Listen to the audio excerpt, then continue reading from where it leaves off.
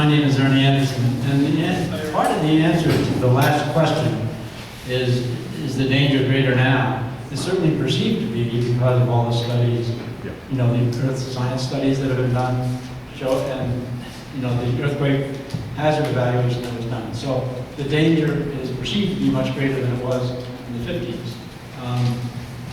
I don't agree with that perception necessarily. I think they've oversold the earthquake hazards, but I can have this out with them, but it isn't going to change anything. They're going to build a dam. I mean, they're going to do this work, and I think it is maybe a similar sort of comment with the dredging idea. You know, dredging some material out of the bottom of the lake is not going to get you the kind of capacity for ultimate flood. That 16 feet of freeboard on the dam, that's a huge amount of water, you know, in storage capacity when you get the lake that big. Dredging out of the bottom isn't going to get you what they need in order to deal with the ultimate weather hazard, which is, you know, the ultimate flood hazard.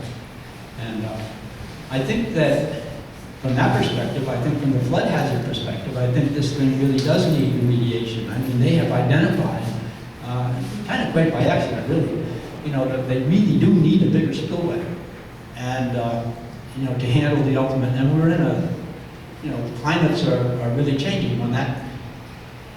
You know, we don't know what that's going to mean in terms of the possibility of a big spring rain on a big snow exposure, you know, which is really what the ultimate hazard is all about. That is the 500-year event. That is what they're planning for.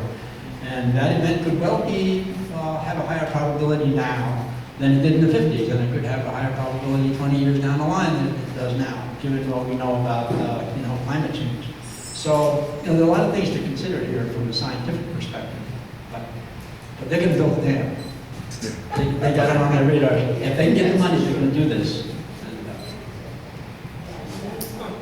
One thing I didn't mention about Lake Success in this discussion jogged my memory. I remember Lake Success, it's an earthen dam, Lake Isabella. Originally they had planned to make it a concrete, what they call rolled concrete, you know, wide at the bottom, thin at the top, rolled concrete. I don't know why it's named that, but it was going to be, you know, a totally different dam. They were going to build that in front of the dam that was there, and then, you know, scrape away the earthen dam. That was the original plan. Over time, they decided, you know, maybe we could just redo the earthen dam and not go to the expense of the concrete dam. So plans change over time. You know, new ideas, new technologies, new studies come out.